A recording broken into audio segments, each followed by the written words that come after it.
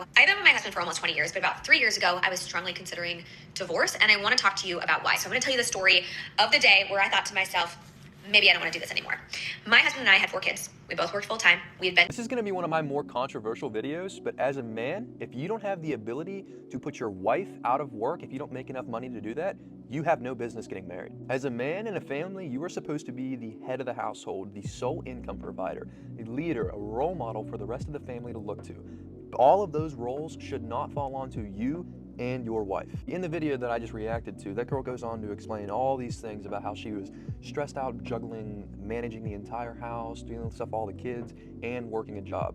I actually found that video from somebody reacting to it, bashing her, saying that she was being out of touch and selfish, which, I mean, she was kind of coming off a little bitchy about it, but I actually agree, not directly with her, but to an extent, because it should not be on her to work a full-time job and be a good wife and be a mother. She should not have to work that job. That's not how marriages should work, and I think that's a big problem in our Western society, is that everybody thinks everybody needs to work, and that's due to a lot of our economy, but I think it's also due to a lot of weak men, because you can always blame the economy, you can always blame the type of society we live in, but if it's humanly possible for you to find a way to make enough money to put your wife out of work, to provide for your kids alone on your income, humanly possible means you can do it. That's why I'm aspiring to be a very affluential entrepreneur, because I want to have a family and kids one day, and I will be damned if me and my wife both wake up and leave for work and let some school system or nanny raise our children. It's on you as a man to allow your wife to fully fill that role, to be the best wife, to